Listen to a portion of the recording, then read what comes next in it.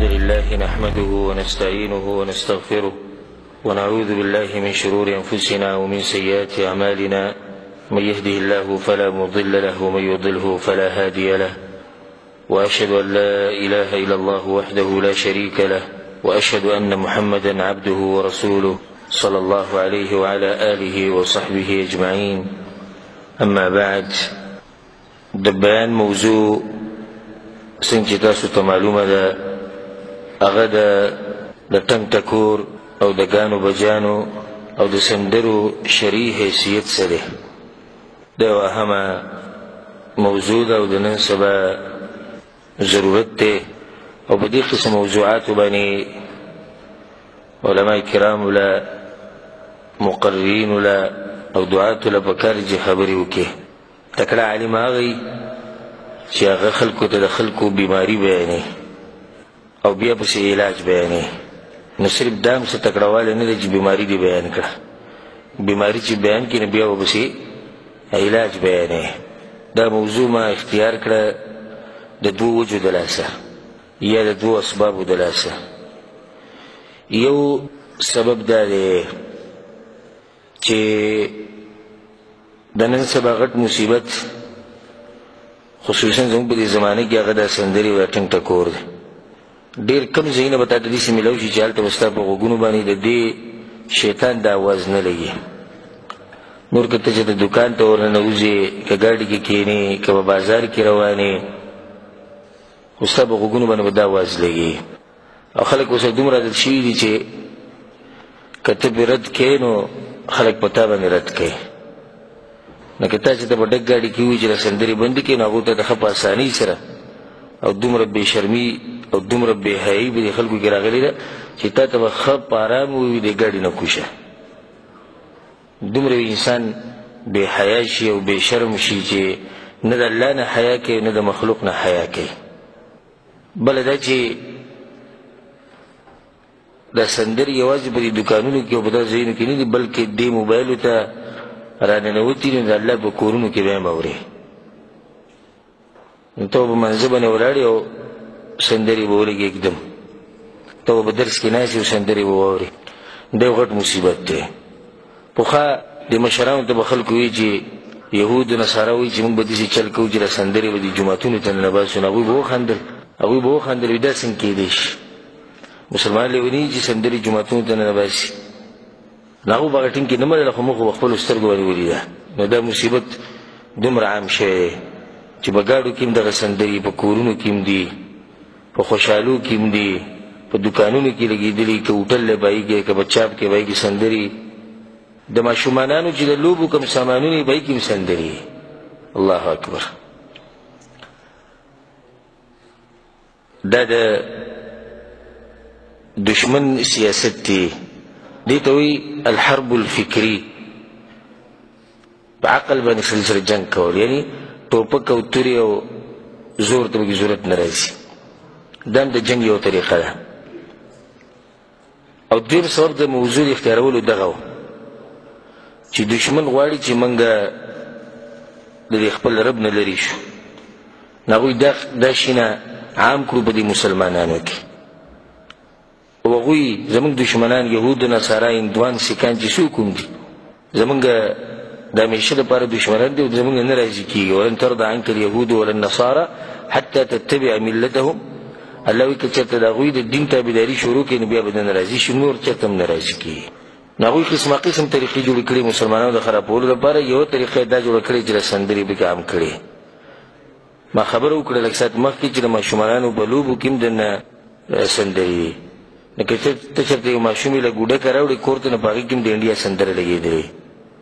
او که ته ماشوم له ګاډۍ راوړې نو په هغې کې به د پښتو سندره لګولې. او که ته ماشوم له بل څه شی د لوبو راوړې نو په هغې کې به هم دننه ساز او سندرې او پکې لازمي. دومره خطرناک دی زموږ د دشمن. او ویښ دی. او یو موږ یو چې صرف د خېټې غم راغستی یو چې دا خېټه به څنګه ډکېږي، بس دغې ته زموږ سوچ دی. نو دشمن دا غواړي چې موږ د خپل رب نه لرې کړي. دشمن دا غواړي چې موږ د خپل رب نه لرې کړي. او دشمن دا غواړي چې زموږ په زړونو کې چې د قرآن سره کوم محبت دی را ختم شي. او د رسول الله د حدیثونو سره چې کوم محبت دی هغه ختم شي. نو په دې طریقې سره ختمي. ځکه چې په زړه کې دنه ان شاء الله امام ابن قیم رحمه الله قول براشي هلته به تفسیر وکړو. په زړه کې دنه چرته د الله کلام او قرآن د نه یوځای، د الله کلام او سندرې د نه یوځای کېږي. یا به کلام الرحمن غوره کې یا به کلام الشیطان غوره کې. نو بیا ستا خپله مرضي ده. نو چې څوک وایي چې زه د رحمان خبرې غوره کوم نو د هغه په زړه کې د شیطان خبرې نه وي، او څوک چې د شیطان خبرې غوره کړي نو هغه د رحمان د خبرو نه محروم شي. اخ واضحه خبره چې په زړه کې دا نه جمع کېږي لکه څنګه چې اور او اوبه دا نه جمع کېږي. بله اهمه خبره هغه دا ده څومره چې شاته ځي له تاریخ روالې نو دینداري ډېره وه په دې پخوانو خلکو کې. لکه ته د صحابه کرامو نه دا وخت راونیسه او راځي دي چې په کته نو د دینداري خلکو کې کمزوري کېږي. او دا خبره خصوصا په حدیث کې کړې ده بدا الاسلام غریبا وسيعود غریبا كما بدا فطوبى للغرباء. اسلام په اوله کې ناشنا و بیا منځ کې اشنا شي، یو وخت به دې سره چې بیا به ناشنا شي. نو دا خلک په اطمینان او په سکون و ځکه چې د هغوی تعلق د چا سره و؟ د رب العالمین سره و د هغه د کلام سره و. ورو ورو دا چین او د اطمینان او د سکون د ختمېدو. نو دې خلکو دا سوچ وکړو چې د اطمینان او سکون لټول غواړي دا موږ د به کوم ځای کې میلاو شي. نو یوه طریقه دا خپله کړه د شیطان په مشوره او د شیطان په رایې چې د سندرې او ټنګ ټکور د دې سره په ژوند کې سکون او اطمینان راځي. حالانکه هغه کومه چې صحیح طریقه ده د سکون او د اطمینان د راوستو هغه د دوی نه دومره لرې پاتې شوې ده لکه دی په مشرق ده او هغه طریقه هغه په مغرب کې ده. نو د شیطان په رایې باندې دا سندرې خپلې کړې چې موږ ته اطمینان او سکون میلاو شي. دې خبرې د غوږ کولو کې د سندرې د ټنګ ټکور او د ګانې بجانې دا حرام دي د قرآن په رڼا کې، د حدیثونو په رڼا کې، د صحابه کرامو د اقوالو په رڼا کې، د تابعینو د اقوالو په رڼا کې، او د امت د مشرانو نور چې کوم علما دي د هغوی د اقوالو په رڼا کې. او چې کله الله او د الله پیغمبر صلی الله علیه وسلم یو فیصله وکړي نو موږ په هغې کې بیا خبره نشو کولی چې یاره مسافرو دپاره به څنګه مسافرو دپاره به کیسه لار وګورو چې خیر دوی ته دې روا شي، ځکه چې دوی ملکونه فتح کوي لګیا دي پیسې ګټي. نو دوی دپاره جایز که خیر دی که د دې د لاسه زموږ نه دینداري خرابېږي خو چې مسافر سندره واوري. الله په قرآن کې بعد اعوذ بالله من الشیطان الرجیم بسم الله الرحمن الرحیم وما كان لمؤمن ولا مؤمنة إذا قضى الله ورسوله أمرا أن يكون لهم الخيرة من أمرهم. الله د مؤمن سړي او د مؤمن ښځې سره دا طاقت نشتی چې الله او د الله پیغمبر فیصله وکړي او دوی د هغه فیصلې په مخ کې بیا خپلې خبرې وکړي. دا طاقت نه الله مؤمنانو سړو له ورکړی او نه یې ښځو له ورکړی.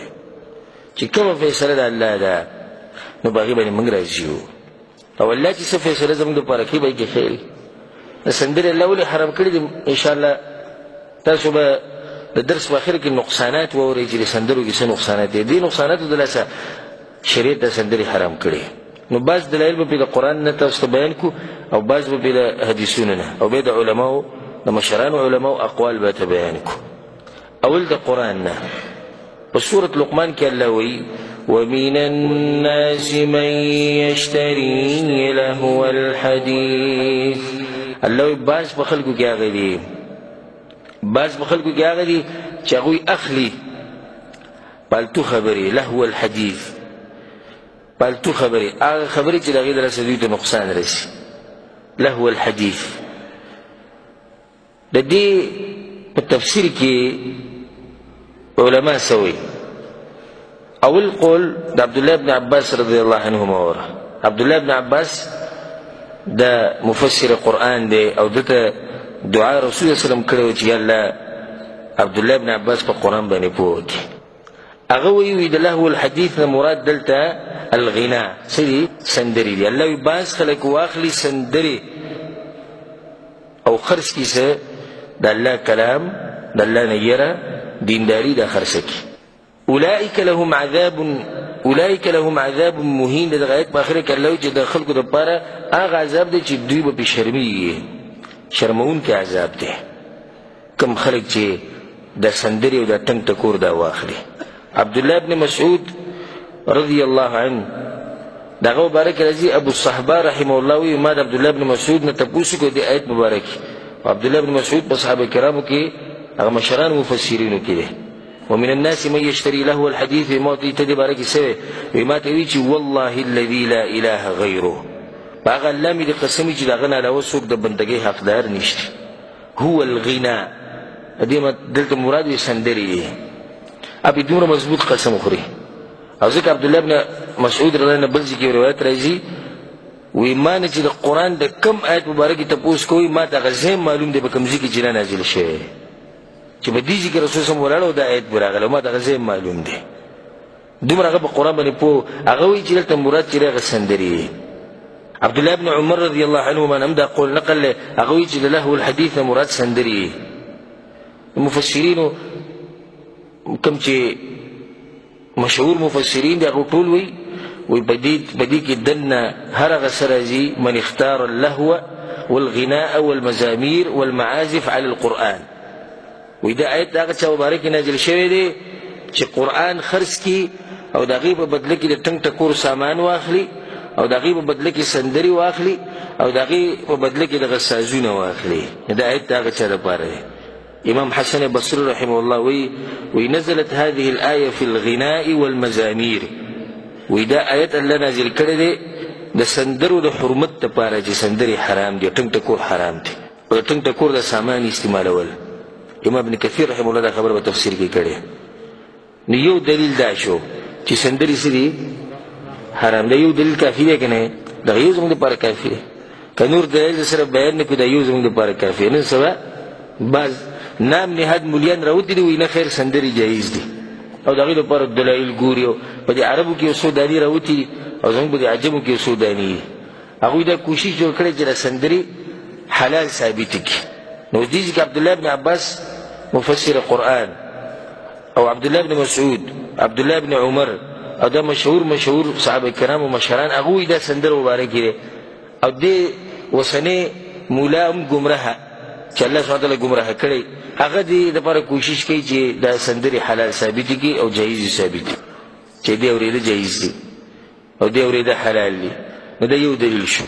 دویم دلیل الله سبحانه وتعالی چې کله دا شیطان ورټو چې کله هغه آدم علیه السلام ته سجده ونه لګوله نو الله ورته یو خبره وکړه هغه دا واستفزز من استطعت منهم بصوتك. الله ورته ځه وخوایه څومره چې ستا طاقت یي په دې خلکو کې په خپل اواز باندې ویښویه د دین نه دوکه کې واچوه په خپل اواز باندې چې د دین بې ګډوډ شي. څومره چې ستا طاقت یي کوی ځه. په تفسیر الجلالین کې دا خبر راځي چې د دې مطلب دی د صوتک خپل اواز باندې یعنی بدعائک بالغناء والمزامیر په سندرو په ټنګ ټکورې واړوه زه دا خلک. نو د شیطان اواز دغه سندرې دي دا ټنګ ټکور دي. الله ورته وایي ځه نیکان بندګان به زه تا نه بد ساتم او چې کوم ستا ملګري هغه به ته دوکه کړي. کوم چې ستا په دغه کې راشي په جال کې هغه به ستا خبره مني او ستا په دې اواز باندې به هغوی دوکه کړي. نو نن سبا چې کوم خلک په دې سندرو کې اخته دي او په ټنګ ټکور کې نو هغوی دوکه شوي دي د شیطان په دې اواز باندې. او کوم خلک چې د الله سبحانه وتعالی نیکان او خالص بندګان دي او خاص بندگان دي هغوی رب العالمین د هغوی حفاظت کوي. امام قرطبي رحمه الله د دې آیت مبارک وی دا کوم چې ما وی فی الآیة ما يدل على تحریم المزامیر والغناء واللهو. وی د دې آیت نه دا فایده راوځي چې دا ټنګ ټکور د سامان او د سندرې د هر څه حرام دي. امام ابن کثیر رحمه الله هم دا تفسیر کړی چې د صوت نه مراد د شیطان صوت نه مراد څه دي سندري دي.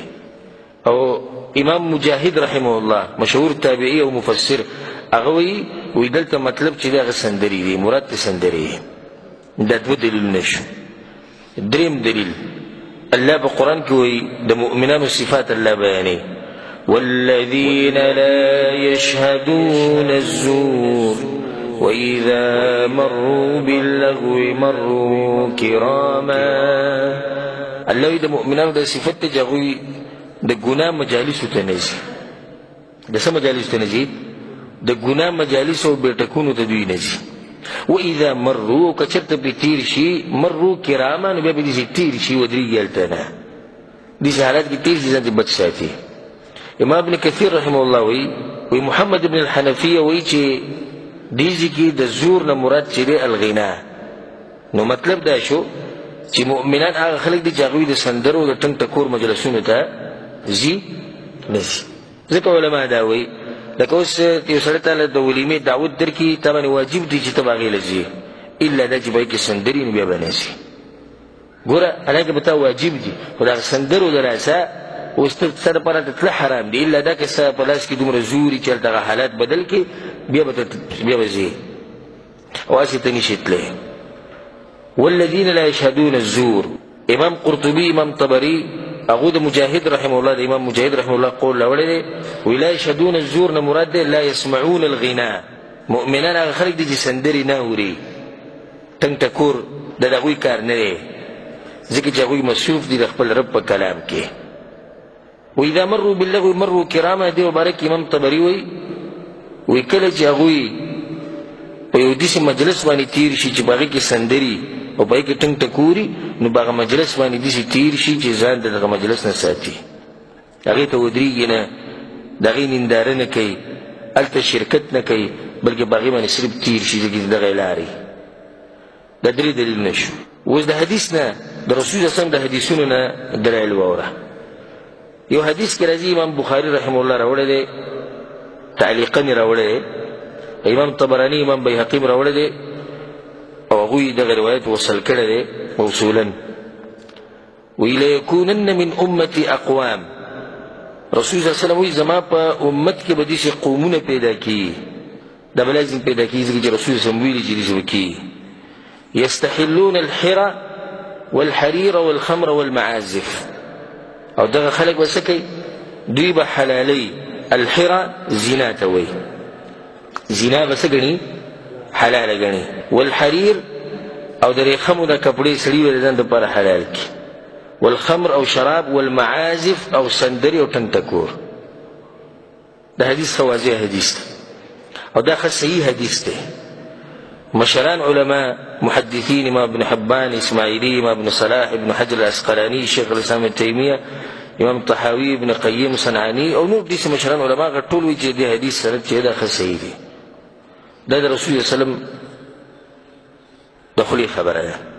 اوس یو سړی وایي چې دې نه ته څنګه ثابتې چې سندرې حرام دي؟ جواب: رسول صلی الله علیه وسلم وایي زما په امت کې به داسې خلک پیدا کېږي چې هغه به حلال ګڼي. مطلب دا چې رشینه حرام دي. که رشینه حلال وي نو بیا خو هغه حلال ګڼي نو بیا خو څه غټه خبره نه شوه. بیا د حدیث ذکر کولو فایده څه شوه چې سندرې حلال دي او د دې اورېده څه عیب نه دی او شریعت اجازت ورکړی دی، نو بیا دا خلک هم جایز ګڼي، نو بیا رسول دا خبره سره ذکر کوي. زما به خبره ورسېدې. دویمه خبره په دې حدیث کې دننه دا ده رسول الله صلی الله علیه وسلم زنا ذکر کړې ده، بیا د ریخمو کپړې ذکر کړي دي د سړو لپاره، او بیا شراب ذکر کړي دي. د دې درېو په حرمت کې څه شک شته؟ نشته کنه. هم د دې دریو خبرو سره سندرې یو ځای ذکر کړي چې دوی په سب کې ذکر کړي دي، مطلب دا چې دا دوی په شان حرام دي. دې حدیث نه د فائدہ راوځي. او معازف لغت چې څومره علما دي د عربی د لغت هغه وایي چې معازف وایي آلات اللهو، د ټنګ ټکور د سامانونه، کاغه هر قسم سامانی، کاغه دغه ستاري او کاغه دغه بالټي مالټي او دغه عجیب عجیب نومونه یې راغلي، دا پکې دننه رالو. یعنې الغرض چې په ټنګ ټکور کې کوم شی استعمالیږي نو دا ټول په دې کې دننه رالو. رسول صلی الله علیه وسلم وایي چې داسې خلک به پیدا شي چې دا به حلال ګڼي. او سبحان الله نن سبا داسې خلک شته چې هغوی د دې حرام نومونه بدل کړي، د حرام کار نوم یې بدل کړی. نه شرابو ته شراب نه وایي، وی شراب هغه دوایي ده چې دماغو له سکون ورکوي. نو شراب ورته نه وایي، وی دا دوایي د دماغو له سکون ورکوي. نه ډېر خلک به ته ویني چې هغه به د شراب څکي په دې چې زما دماغ ته بې سکون میلاوي. زنا له خلکو نوم ورکړی دی د ملګرتیا او د حریت. وایي پکار دا ده چې هر انسان ته حریت او ازادي میلاو چې دا سړي خپله مرضي ده. نو د خپله مرضۍ نه مراد دغوی دی چې هر سړي مرضي ده چې د کومې جنۍ سره زنا کوي دی، او د هرې جنۍ مرضي ده چې د کوم هلک سره زنا کوي دی. والعیاذ بالله. سندرو له هم نوم بدل کړی دی. نو سندرې وایي دا چې دی د انسان باندې چې کله غمونه شي یا په مسافرۍ کې شي نو په دغه ټیم کې که اوري نو غم پې لږ کمېږي. او کوم خلک چې په دې کې لګیا د هغوی نومونه هم بدل کړي. پخوا به چې کومه زنانه به خلکو سره شپوله تله او ګډېده به نو هغې ته به ډمه وي یا به ورته رنډۍ وي. دا معروف نومونه. نن سبا هغې ته فنکاره وایي. څه شی؟ فنکاره. او ته خو ډمه ووایه چې تا ته څه وایي. که تا ورته داسې وایي چې پلانې ډمه نو سور به شي شین به شي خو ډمه نه ده، فنکاره ده. نو ولې دې ډمې څه ښکر لګېدلي سي.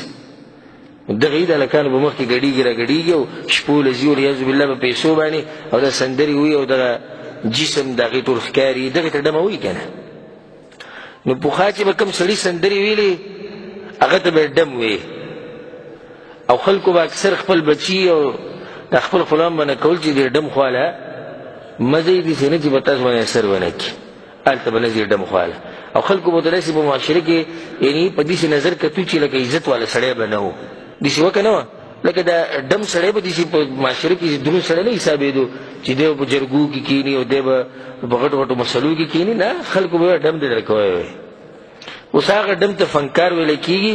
نو د هغې په یو سین پسې په یو سیګنیچر پسې خلک ځان وجني. اوس که د انډیا ډم چېرته یو ځای ته راغی نو ته به د خلکو د ګمراه خلکو حال ویني چې دوی د هغه نه د یو سین اخیستو لپاره دوی څه کوي. بعض پکې ما دا اورېدلي دي چې بعض پکې داسې هم شته چې چېرته یو ډمه مړه شوې وه نو د غالب په ډېر مهین و نو چې کله هغه مړه شو نو دم خودکشي وکړه. نو ګوره د دغه ډمان او دا ډمې چې پخوا د دوی زموږ په دې معاشره کې هېڅ مقام نه و، بلکې خلکو به وایي چې دا خلک به غلطه دي او ځان د دوی نه لرې ساتي دي چې تاسو هم په غلطه روان کړي. هغه خلک اوس چې د هغوی ته فنکاران ویلی کېږي او د هغوی سم یو عزت او سم یو مقام جوړ شوی دی. خو د عزت او مقام هم د هغوی په شان خلکو په نظر کې دی. الحمدلله دیندارو خلکو په نظر کې د هغوی سم مقام نشته. دغه مقام د هغوی چې کوم مرونه دي د هغوی په سترګو کې مقام دی. زموږ په سترګو کې الحمدلله دغه خلکو هېڅ مقام نشته. مقام خو د هغه انسان دی چې سړی رب العالمین ته نږدې. نو دا یو دلیل شو د حدیثونو نه او د څلورم دلیل شو. پنځم دلیل د حدیثونو نه والا جابر رضی الله عنه وی اخذ النبي صلى الله عليه وسلم بيد عبد الرحمن بن عوف رضي الله عنه. رسول الله صلی الله علیه وسلم عبد الرحمن بن عوف رضی الله عنه د لاس نه ونیو ځان سره روان کړ. فانطلق به الى ابنه ابراهيم فوجده يجود بنفسه. بویتو د ځان سره په خپل زوی ابراهیم پسې. د رسول سم د ټولو نه کشر زوی ابراهیم او په وړوکوالي کې رسول سم زامن ټول په وړوکوالي کې مړه شوي. نو د ځان سره د عبدالرحمن بن عوف بوتو نو چې کله لاړو نو د هغه نه په دغه ټیم کې ساه وته دغه ماشوم نه.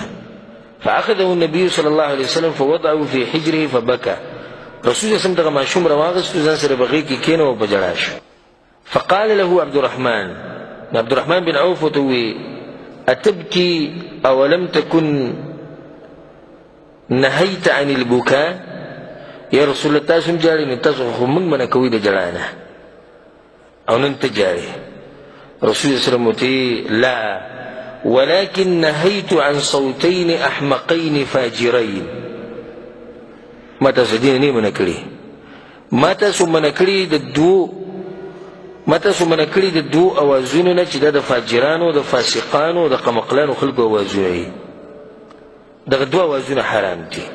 صوت عند مصیبه، یو هغه اواز چې د مصیبت په وخت کې راوچتېږي لکه د زنانې چې ځان ویي او دا واویلا کوي او چغې ویي او کفریه او د جاهلیت خبرې کوي.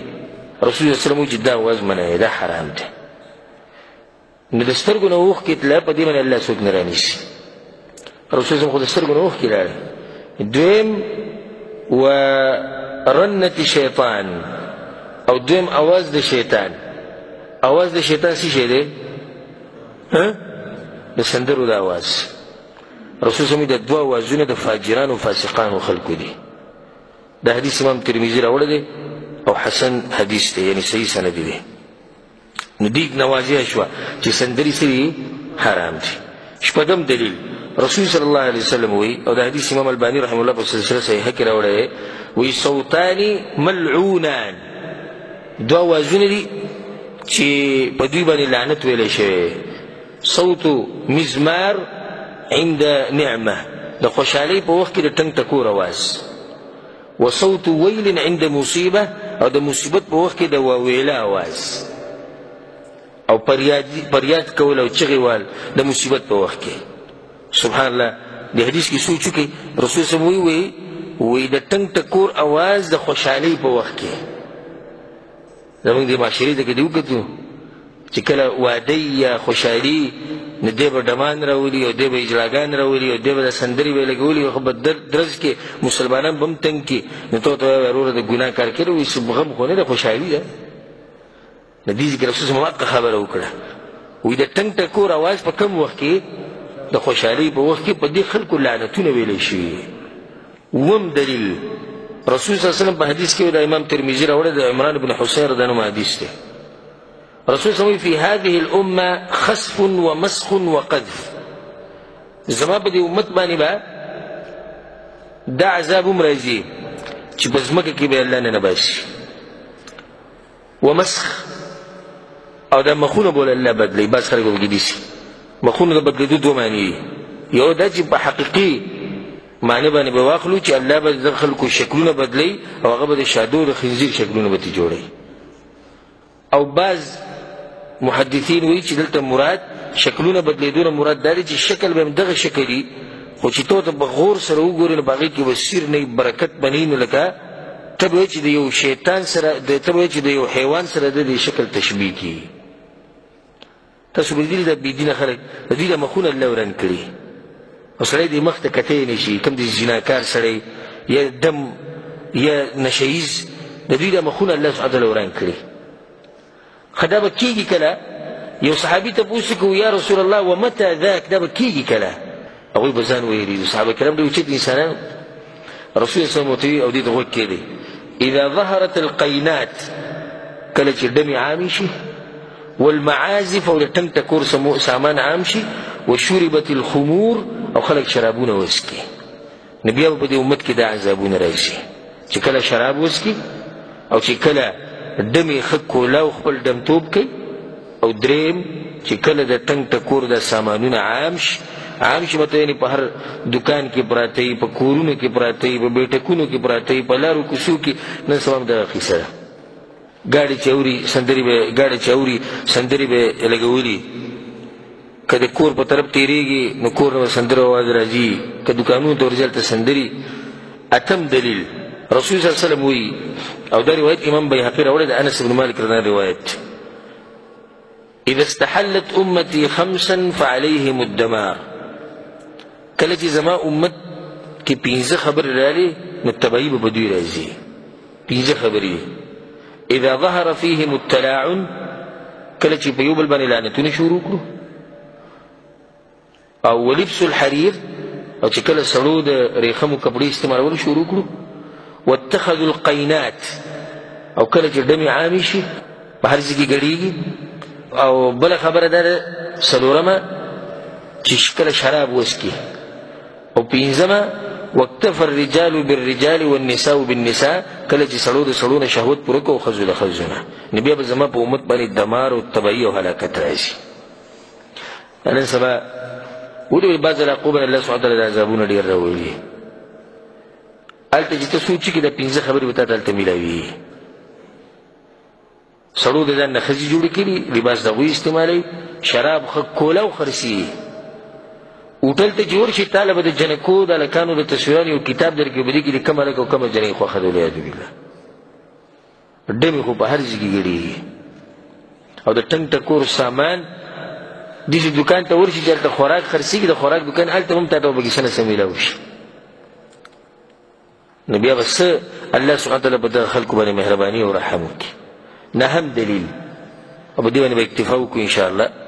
د مسجد دې لپاره د دلایل ډېر ذکر کول چې کم خلک چې نه یېرېږي د الله نه او په دې ګناه کې اخته دي نه که چېرته د هغوی د زړونه نرم شي.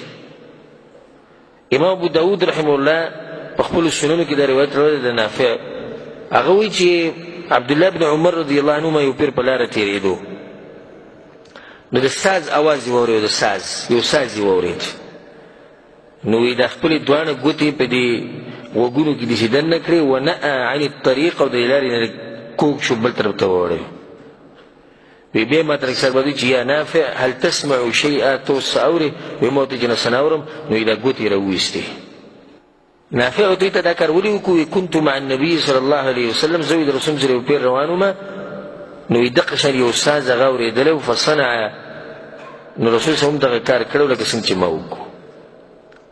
ګوره غوږونو کې ګوتې کېښودې چې په لاره تېرېږي مه اوره، پاتې له هغه سړی چې کور ته یې راوړي او ناست په دې مقصد چې زه یې اورم. امام قرطبي رحمه الله دې حدیث باندې تعلیق کړی دی، څومره خوږه خبره یې کړې ده. وی علما دا وی دا د هغه اواز په باره کې عبدالله بن عمر وایي چې هغه اواز به داسې ساز والا نه و لکه څنګه چې نن سبا دي. هغه وخت سندرې به داسې وي او د هغه وخت ټنګ ټکور خو به داسې نه و که نه، نن سبا خو پکې قسمه قسم آلات راوتي دي. امام قرطبي د خپل وخت خبره کوي ګورېله، نه هغه څه وایي فکیف بغناء اهل هذا الزمان، نو زموږ د زمانې والا دا کوم چې ډمان دي چې د دوی په باره کې به ګوره هغه څه وي. د امام قرطبي نو زه یم چې زموږ د باره کې به ګوره څه وي. امام قرطبي د وخت هغه ګزاره کوله، امام قرطبي په وخت کې چې کوم ډمان و هغوی ګزاره کوله، خو چې نن سبا کوم ډمان دي او نن سبا چې کومې سندرې چلېږي د دې په باره کې به رسول صاحب څه ویلی که دا اورېدلی وی او عبدالله بن عمر به دې په باره کې څه ویلی. سندرې حرامې دي، څوک چې اوري او څوک چې جوړوي او څوک چې خرڅوي او څوک چې چا له راوړي او څوک چې د هغې دپاره دکان ورکوي، څوک چې د هغې دپاره ځمکه ورکوي، دا ټول په دې حرام کار کې شریک دي. دا یو نیم سړی ډیره کې به ناستې ډډه به یې لګولي او د نورو به په ټي وي کې سندره اړولي، دی به ورسره ناست لکه ته څه کې بس څه ووایي ورته وایي، دا ته چې دلته ناست یې ته ورسره هم شریک یې.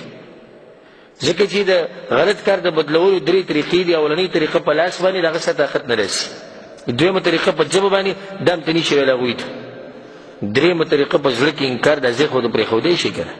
او رسول صلی الله علیه وسلم وایي دغه کمزوری ایمان دی چې ځای ورته پرېږدي، نو چې دا ځای ورته پرېږدي چې د به کوم ایمان یې ګورئ، چې دا ځای ورته پرېږدي د به کوم ایمان یې. دغه شان به ناستي د ډرامو ته او د فلمونو ته او دا به ووي نورو خلکو لګولي. که ته د نورو خلکو کې تبدیلي نشي راوستی او هغو ته خبره نشي کولی، ته خو د دې ځینې وتی شي که نه، ته خو دوی پرېښودی شي. سبا لکه الله دنه تپوس وکړي چې ولې پلاني هلته سندرې یا الله زما نور طاقت نه رسېدو، خو زه یې ورته پرېښودی ستا د رضا دپاره، داسې خو بیا ووایه که نه. نو زه وایم که چېرته هغوی دا حال لیدلی وی لکه څنګه چې نن سبا کوم حالات دي، هغوی چې کوم د نن سبا چې کوم خلک ګډا کوي، هلکان چې کومه ګډا کوي، هلکان لکه واده وي پلانې هلک راوله او د هلک وته مو ویله هلک راوله وي د څه شي هلک راوله. هلکان چې کومې ګډاګانې کوي او د ځان نه جنکۍ جوړ کړي او جنکو د ځان نه سړي جوړ کړي، دغه د انګلیس سندره به یې لګولي دی وایي پوهېږي هم نه. چې ګورې بعض په دې ګاډو کې د انګلیس هغه سندرې لګولي او ډبه ډبه ډبه ډبه روان به او ځان ورته سم یو داسې دغه ښکاري چې یعنې زه بس که یمه زه یم. دا دیندار خلکو ته داسې تعجب په نظر وګوري، هغوی که زه د خلکو خوښ شوی یم چې دا کوم اوچت سړی روان دی. د بېدینه خو ته په دې نظر ګوري چې یاره د مزې وکړې ده، خو د دیندار ورته په دې نظر ګوري دې قمقل ته وګوره ده چې دا سندرې لګولي او که د راکوز کړي د انګلیش په معنی هم نه پوهېږي، خو صرف په دې کې دننه کوم دا ډز ډوز چې کېږي دی یې خوښ دي، دغه ټنګ ټکور د اواز چې کوم اوري دی یې خوښ دي. سبحان الله. سندرې ته به ناستي، الله اکبر، حالات داسې دي دا بعض سندرې ته به ناستي نو د سترګو نه به اوښکې لاړې شي چې دی به ګوره د ایمان په کومه درجه کې چې ټنګ ټکور ته د سترګو نه اوښکې ځي. او چې ورته ووایي راشي زموږ درس دی کې به نو الله او د الله پیغمبر خبرې به وورو، د سره ټیم نه قرآن ووایه سره د ترجمې تفسیر د رسول صلی الله علیه وسلم د خواږه حدیثونه، خو د به سترګو اوښکې نه راځي او سندرې ته به ناستي د سترګو نه به اوښکې روانې. دا دلیل دی په دې باندې چې د ایمان نهایت کمزوری ایمان دی، نهایت کمزوری ایمان دی. ډرامه به ویني هلک چې دی جنۍ وتښتوله بیا خلک رال هغه هلک یې مړ کړو ډرامه کې دی به ورته جاړي او د خپلو مسلمانانو وروڼو دا حالات ویني چې په هغوی باندې ظلم روان دی دنیا په هر ګوټ کې د دغې سره هېڅ پروا نه خو دغه ډم باندې په جړا شو چې هغه یو خیالي قصه ده هغه قصه شتې هم ده حقیقت نشتی او ده ته ښه پته ده زه دې خلکو ته اریان یم یو سړی لاړ شي دوکان ته وایي ما له پلانې فلم راکړه ده ته ښه پته ده چې زه دا فلم علم او په دې کې حقیقت نشتی د ځمکې په دې مخ باندې ته په شان قمقل انسان چې تاسو لیدلی خو ته پته ده چې په دې فلم کې څه دي دروغ دي او ځان یې راوړي یو سړي د اوسه پورې داسې نه دي ویلی نه ویلی شي چې په دې فلم کې چې څه دي دا حقیقت دی چټډمانو دا خبره کړې ده هغه څوک چې کوي هغه هم وایي موږ صرف پیسې ګټو دا قمقل ولاړ شي نو فلم به راوړي د 3 ګنټو فلم ته به دی ناستي او جاړي به او خاندي به مور پلار ورته اواز کوي هغو بېادبي به وکړي ښځه بچي دقه شان ناستي دی د هغوی خواله نه ځي مؤذن غریب لګیایي حي على الصلاة حي على الفلاح د رب العالمین د طرف نه مؤذن لګیا دی وایي راشئ دی دغه 3 ګنټو فلم ته ناست دی او ښه ورته پته ده چې دا څه چې لګیا دا څه دي دروغ دي ښه په دې سندرو کې چې څه وي دا رښتیا دي د شاعر دا کاري کوم چې دغه شاعران دي دا سندرې مندرې چې جوړوي د دوی دا کار دی چې دوی د دروغو دا خیالي قصې اکثر جوړوي ته چې رالې او زه رالم او ما تا ته وکتو تا ما ته وکتو کپن وایي به مخ پروت یو پلانې به دې ورته جاړه وایي د دې سره زموږ غمونه کمو غم د دې سره کمیږي که زیاتېږي او بل طرف ته مؤمن مسلمان هغه مسلمان چې هغه د دې سندرو نه ځان ساتلی نو هغه د قرآن کوله وکړو په قرآن کې د هغه نظر په دې آیت باندې ولګېدو ان مع العسر یسرا یقینا په سخته پسې الله وایي راحت راځي زړه مطمئن شي که مطمئن به نه شي سم مطمئن کېږي هغه ټول دروغ ولیو دوزي ولیو کسان یې راوځي په پیسو باندې لږ وخت دپاره په دې باندې به سړی څه متاثره شي دا د رب العالمین کلام دی دا د سړي په زړه کې څه لارې وباسي خبره ما دا کوله چې حالات د بعضو خلکو دې درجې ته رسېدلي دي چې فلم ته جاړي او سندرې ته جاړي د رب العالمین کلام ته به چې د دی ونه جاړي مسلمانانو باندې چې کوم ظلمونه کېږي هغې ته جوګ رایي ته به چې د دی ونه جاړي د خپل مور پلار خبره به دومره په شوق سره نه اوري څومره چې د دې ډمانو خبره اوري د دې نه بعد یو څو اقوال به ته ذکر کړم د مشرانو علماو د امت چې کوم مشران دي دې واقعي ته غوږ کېږدئ او دې روایت ته ستاسو د زړه به داسې روښانه شي په دې مسله چې د سندرې څنګه حرام دي او هغه سړي له به جواب څنګه ورکوي کوم سړی چې حلال ثابتوي عبدالله بن عباس رضی الله عنهما بس یو کس راغی الله اکبر ګوره څنګه جواب ولا ورکوي ورته وی ما تقول فی الغنا د سندرو باره کې ته څه وایې احلال هو ام حرام دا حلال دي که حرام دي عبدالله بن عباس دراسه دلته کې راځه ارأيت الحق والباطل وحق وباطل لیدلی ویا وی چې کله دا حق راشي او دا باطل راشي د قیامت په ورځ الحق في صف والباطل في صف حق به په یو صف کې او باطل به په بل صف کې الحق فيه القرآن والسنة والأنبياء والصحابة والأولياء والذكر والدعاء والصدقة والحج والاستغفار دا ټول به د حق په دې صف کې ولاړ دي هر څه پوه شوې تاسو که نه والباطل في صف باطل په بل صف کې ولاړ دی په هغې کې به فرعون هامان ابو جهل زنا شراب کفر شرک دا ټول به یو صف کې ولاړ دي عبدالله بن عباس ورته وایي الله اکبر دې صحابه کرامو الله څنګه پوه ورکړو وی په الله در قسم در کوم رښتیا خبره به کوې فاین یکون الغنا ستا زړه څه وایي چې دا سندرې به په کوم صف کې ولاړ دي ستا زړه څه وایي نورې خبرې پرېږده آیا دا سندرې به د الله د کلام سره په صف کې ولاړ دي یو ځای دا ډمان او دا ډمتوب به د پیغمبرانو سره په خوا کې ولاړي؟ دا د ټنګ ټکور دا سامان به د ذکر او د دعا او د استغفار سره په صف کې ولاړي؟ تپوس یې دې وکړو. هغه سړي ورته وویل یکونو مع الباطل، یروي دا خو به د باطل سره چې فطرت یې برابر به دا جواب ورکوي، لازم به دا جواب ورکوي. عبدالله ابن عباس سره د نوم ورته اذهب فقد افتیت نفسک، زه وی تا ځان له فتوا ورکړه، دغه فتوا ده ګنه په خپله یې ځان له جواب ورکړو. څومره جور سوچ هغه کړی، څومره ښکلې خبره ده چې کله هم تاسو سره څوک په دې کې بحث کوي، په دې سندرو کې او په ټنګ ټکور کې، دغه عبدالله بن عباس دا خبره ورته کوه چې حق او باطل لا شي. رښتیا خبره به کې ستا زړه څه وایي چې د سندرې او د ټنګ ټکور او د ډمانې ښځې او د ډمان سړي دوی په کوم صف کې ولاړي وایي، رښتیا جواب راکړه.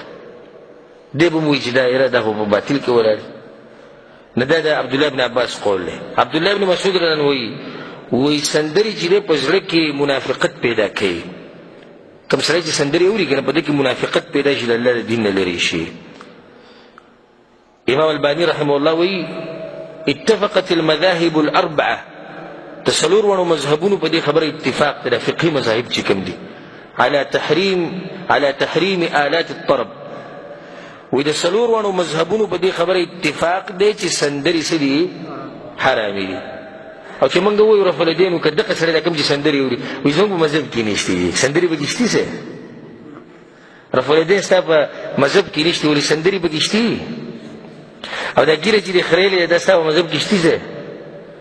او دا غلط کارونه چې کوي دا ستا په مذهب کې شته څه؟ دې خبرې ته غوږ کولاو کوي. په څلور وړو مذهبونو کې دا حرام دي. څلور وړو د مشران امامان چې دغوی دا وایي. امام مالک رحمه الله پسې یو کس راغی، څومره ښکلی جواب یې ورکړی، دا واورئ. امام مالک ته یې وویل امام صاحب د دې سندرو مبارک ته څه وایې؟ هغه ډېر لنډ جواب ورکړو په دوو ټکو کې، انما یفعله عندنا الفساق، وایي دا فاسقان خلک یې کوي، نو موږ لیدلي هغوی کوي. جواب ته وګوره، وایي امام صاحب د سندرو مبارک څه یې؟ دا فاسقان فاجران لیږي، ما لیدلي هغوی کوي. نو مطلب دا شو چې دا د فاسقانو فاجرانو کار ده، خو حرام کار دی که نه. په امام شافعي پسې یو کس راغی، وی امام صاحب د دې سندرو مبارک ته څه وایي؟ وی فعل الزنادقه، د زندیقان خلک یې کوي نه. هغه ورته جواب ورکړو. امام ابو حنیفه رحمه الله پسې یو کس راغی، وی سندرې اورېده څنګه دي؟ وی سندرې اورېده او د هغې نه خون اخیسته حرام کار دی، زه ویلي دي نه وځه. امام احمد بن حنبل رحمه الله وی سندرې اورېده په زړه کې منافقت پیدا کوي، دا به نه اورئ. امام ابن قیم رحمه الله وی الله اکبر، وی کله چې متا یو سړی ولیدو او د سندرې اورېدې او په ټنګ ټکور باندې مطمئن شو، نو پوه شه چې فيه ضلال عن طریق الهدى، د نیغې لارې نه کوږ شوی دی. کیدی نه شي چې یو سړی د نیغې لارې دی ټنګ ټکور اوري. د بعض اوس په عبادت کې ټنګ ټکور راویستی دی، لکه څوک؟ صوفیان چې ګډېږي، کرنټ چې پرې راشي، هغه پیریان چې پرې راځي، لیدلي هم دي که نه؟ دوی په دغه ځای کې هم سندرې اوري او وایي موږ عبادت کوو. نه د ده نه خو هغه سړی ښه دی، هغه ډم بیا هم خپل کار ته ګورئ، دغه وایي ناروا چې مسلمان یي، د خپل کار ته څه وایي؟ یاره وایي دا صحیح ده چې لکه اسلام کې نه یې راغلي، خو لکه بس کوي شیطان پې زور شي. او دا ځوان شعر دی ورته عبادت وایي، لمنډه حرام خو پرېږده، عبادت ورته وایي، دی د هغه نه زیات ګمراه دی. نو امام ابن قیم رحمه الله وایي چا چې زړه مطمئن کو په سندرو باندې، نو پوه شه چې دی د هدایت ته لارې نه اورېدلی. په بل ځای کې امام ابن قیم رحمه الله د دې زنا په باره کې ډېره ښکلې خبره، عفوا د دې سندرو په باره کې ډېره ښکلې خبره کړې ده. وایي انه رقیة الزنا، کله چې څوک بیمار شي او ته دم اچوې، دم به د کوم زنا اچوې؟ قرآن نه، صحیح دواګانو نه، دا دم به بیا چې الله به له شفا ورکړي. وی شیطان چې څوک خرابوي نو دغه دم پې اچوي. کوم دم پې اچوي؟ د سندرو دا دم پې اچوي. د سندرو دا دم چې بولئ که نه، نه دی بیا زیله نه راځي، دا د شیطان دم دی چې استعمالوي یې. بیا هغه شاعري کړې ده امام ابن قیم رحمه الله، زه به تاسې یو کړه راوالم. وی حب القرآن و حب الحان الغنا، محبت کول د قرآن سره او محبت کول د سازونو د سندرو سره، فی قلب عبد لیس یجتمعان، د انسان په زړه کې چېرته نه جمع کېدی. زما سندرې مو خوښې دي، زما قرآن مو خوښ دی، قرآن هم ماله مزه راکړي، سندرې هم ماله راکړي، دا کېدی نه شي.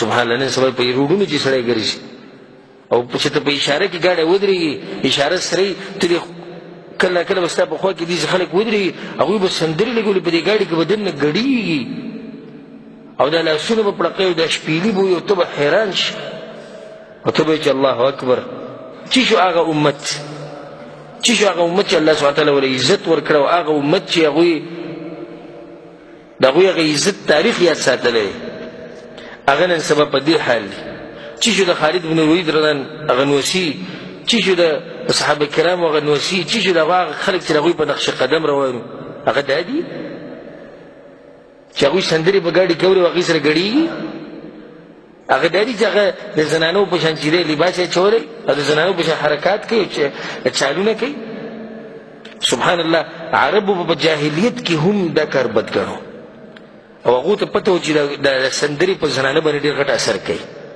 او د سندرو نقصانات بیانوم اولنی نقصان دا واوره چې په زنانو باندې ډېر زر اثر کوي امام ابن قیم رحمه الله وایي ډېره عجیبه خبره کوي وایي ان المرأة اذا استصعبت على الرجل کله چې یو سړی په ښځه پسې ولګي او د دې ښځې راضي کول ورته ګران شي نه راضي کېږي ښځه یا ورته وایي چې زه د هلکانو سره داسې ملګرتیا نه کوم یا ورته وایي چې شکل دې ښکلی دی یا ورته وایي چې مال دې سره نشته او یا څه او څه امام ابن قیم رحمه الله وی نو بیا دې کوشش کوي چې سندره ورته واوري چې سندره ورته واورو دا جنۍ د ده په لاس کې راغله دا سندرې په زنانو باندې اثر کوي ځکه چې زنانه هغو ته چې کله داسې خبرې وکړي نرمې خبرې وکړي نو هغو باندې ډېر غټ اثر کوي زر پرې اثر کوي دا زړونه نرم نو په زنانو باندې دا سندرې ډېر غټ اثر کوي او داسې ډېر واقعات راغلي دي په نن سبا وخت کې زیمه او زموږ په ملک کې راغلي دي او زموږ په علاقو کې راغلي دي چې جنۍ د هلک سره تښتېدلې په څه طریقه تښتېدلې خو په دې سندرو مندرو په ټنګ ټکور کې تښتېدلې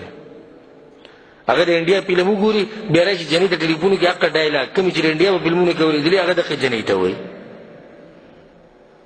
او دغه جنۍ چې کوم ډایلاګونه اورېدلي هغه یې درته وایي په ډرامو کې بعض وی پښتانه ښځې مخکې شوي دي چې نه دي راووتو مخکې شوي دي که شاته شوي دي وروسته شوي دي د ایمان او د غیرت او د پښتو نه وروسته تلي اوس دغه جنکۍ ناستې په ټي وي باندې او د پلانې محترمه ناسته ده او د پلانې محترمه ناسته ده او د پلانې ناسته زما او ستا ګورې په دغه چینل ځای نشتي که ته لاړې او وایې چې زه به دا ووایم چې سندرې مندرې حرام دي او دا حرام دي پرېږدي دي نه هلته خو دغسې کې چې کم ناست دي دا راغلي دي دپاره چې زموږ د معاشره موږ ته تباه کړي دا راغلي دي دپاره چې زموږ نه غیرت او حیا او شرم هغه زموږ نه څه کړي ختم کړي دغې دپاره راغلي نو دوی پکې سندرې لګولې په پښتو ژبه کې وایي که په اردو نه پوهېږي په پښتو کې واورئ او که تاسو د انډیا په فلمونو نه پوهېږئ چې جنکۍ به د کور نه څنګه تښتي نو د پښتو کې واورئ خو وتښتئ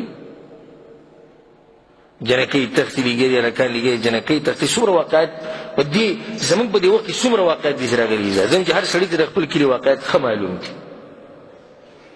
او د هغې یو غټ سبب دا دی چې دا سندرې دي دا سندرې اوري نو سوچونه کوي که نه اوس هلک لکه پروت دی سندرې اوري نو په هغې کې هغه شاعران د خباست ته خبرې کوي چې زه درشم تاله غاړه درکم ته راشي ماله غاړه راکړي او دې دا سوچونه کوي هغه جنۍ مخې مخې ته کوي اوس دا سندرې دله دعوت ورکوي د عشق طرف ته او دی چې په دې عشق کې پرېوتو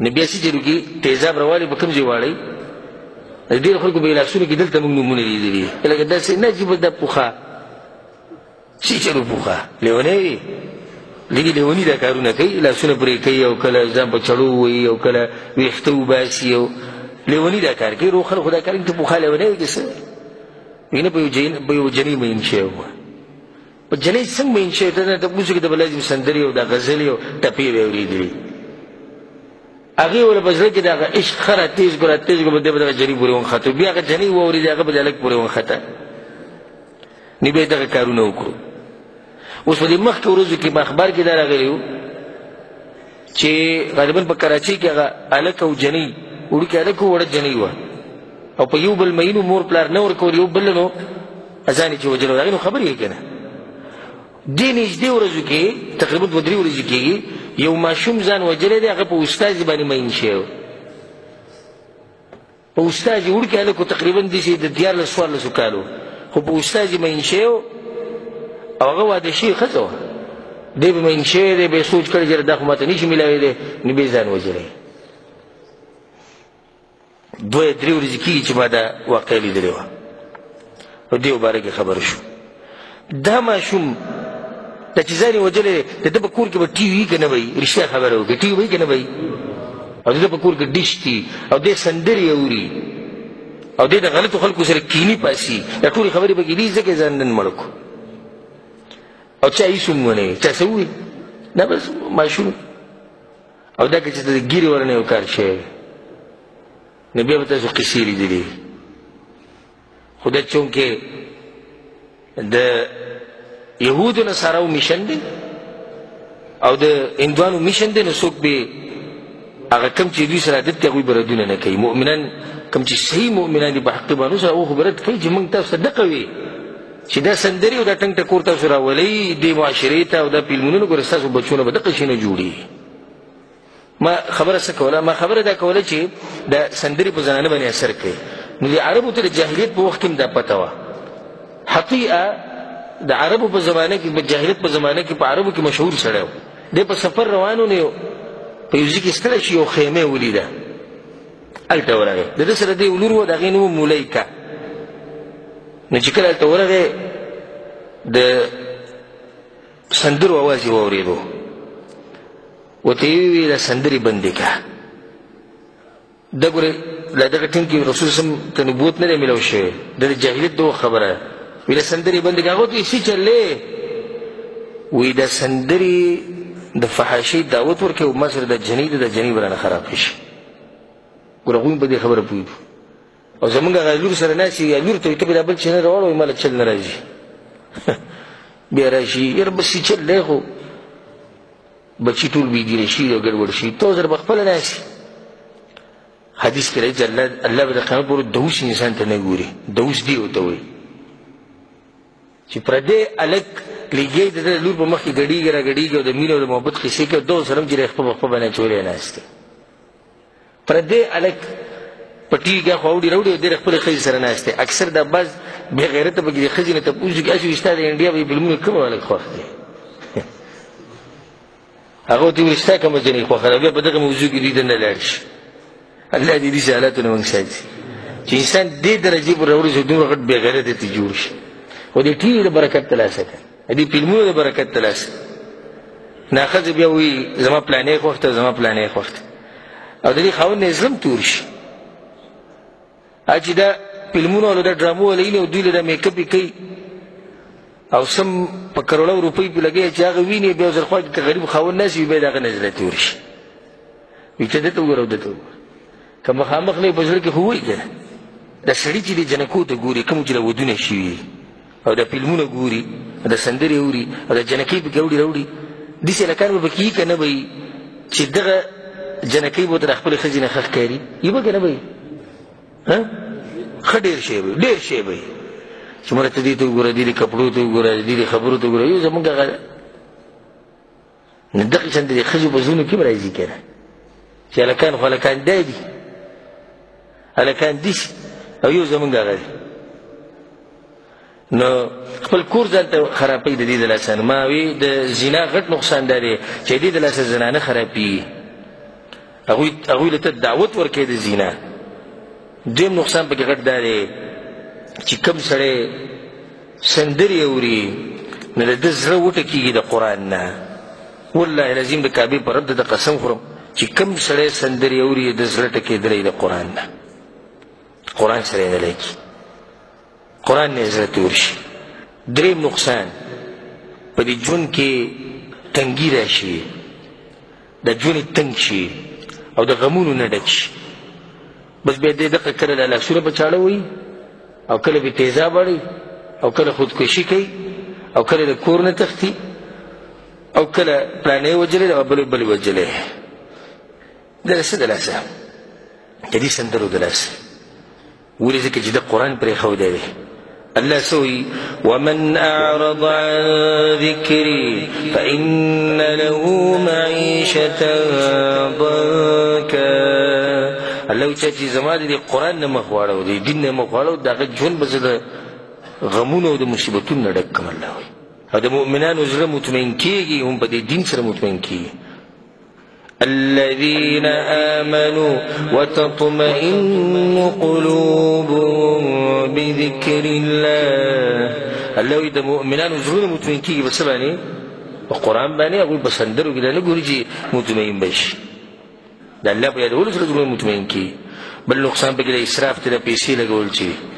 په حرامو کې لګي د پیسې د نه ځي دا ډیش لګي او ټي وي لګي او پلانې ولګو هغه بل ولګو اوس پکې کوم ډیشونه چې راوتي 900 چینلې 900 کې 900 پکې زیات شتي چا د پکې 900 نه زیات معلوم دي ما ته چې څومره پته ده نو 900 پر ما اورېدلي 900 چینلې دی ولګي ځان ته د سحر د ماښام پورې چې صرف اړی نوم نشي اړولی ټولې چې صرف اړی او دیو په کور کې نه دغه 900 چینلو د ریموټ د بچو په لاس کې 900 چینلو د ریموټ د ښځې په لاس کې څه ګارنټي به ته راکړې موږ له چې هغوی به پکې غلط څه نه ګوري نو دې کې د اسراف او د پیسې چې دې لګوي که دې ورته ووایي چې غریب له 15 ورکړه بیا ورته ګور بل نقصان پکې دی چې د سترګو حفاظت پکې نه کېږي ځکه چې سړی سندره ییني او ټنګ ټکور دا پروګرامونه یې د سترګو به څه حفاظت وشي ښځې لګیا دي سړو ته بغیر ضرورته ګوري او سړي لګیا دي ښځو ته ګوري غټ نقصان پکې دا دی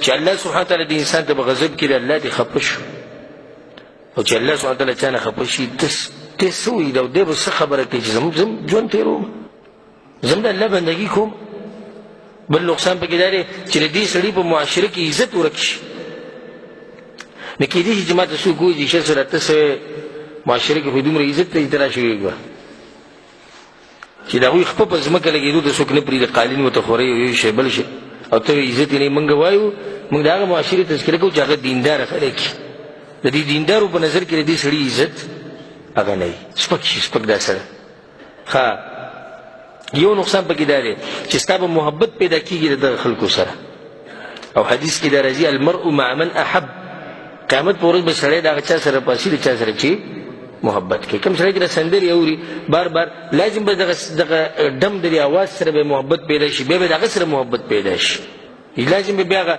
فلم کې چې کوم هیرو دی د هغه سره به محبت پیدا کېږي فلم کې چې کومه جنۍ راغلې ده د هغه سره محبت پیدا کېږي چې محبت یې سره پیدا شي د قیامت په ورځ موږ د دوی په صف کې راپاسي والعیاذ بالله په اخره کې موږ تاسو ټولو ته دا دعوت درکوو دا نصیحت ته کوو چې د ټنګ ټکور چې څومره مجالس دي د هغې نه ځان لرې ساتئ دا اورئ مه دا چاله اخلئ مه دا خرڅوئ مه په دې کې شریک کېږئ مه د قرآن سره خپله رابطه ساتئ او په دې خبره پوه شئ چې د سندرو دا لار چې ده تباهي لار ده دا د منافقت لار ده په زړه کې به د منافقت پیدا شي زړه به دې سخت شي هغه کوم چې نیکان مؤمنان خلک دي د هغوی نه به دې زړه تور شي که تاسو خیال کړئ دا سندر والا دا ډم غونته کې سړی چې دی د دیندار خلکو سره نشي کېناستی مجلس کې تنګېږي سیچل به کېږي دا د سندرو د لاسه هغه کوم چې نیکان خلک دي د هغوی سره بیا نشي کېناستی نو د نن نه د اوس نه توبه وباسئ که چا مخکې اورېدلي دي نو هېڅ خبره نه ده الله سبحانه تعالی توبې دروازه کولاو کړې ده توبه وباسئ خالص توبه دا سندرې او د هر څه پرېږدئ او قرآن ډېر اورئ قرآن چې اورئ نه دا قرآن به ځای ونیسي هغه ځای کوم چې سندرو نیولی بیا به بیا سندرې نشي راتلی الله ډېر یادوئ استغفار ډېر کوئ او د فایدې لپاره به دا ذکر کوو اگر که ما په نور درسونو کې به دې باندې خبره کړې ده دا نن سبا چې کوم نظمونه او نعتونه چلېږي او دا اسلامي نظمونه او نعتونه دي دا هم سندرې دي و به دغه نوم ولور کړی د اسلامي نظمونه او نعتونه یې نو هغه نظم او نعت که سړی واوري چې به یې کې شرکي خبرې نه او په ساده دي چې دغه سره شوی یو سړی په خوږ اواز کوي هېڅ خبره نه خو دا نن سبا چې د اواز ډبل شي او دا چلی زده کړی د نظم یا د نعت د ویلو دا طریقې زده کړې دي یو سندرې نه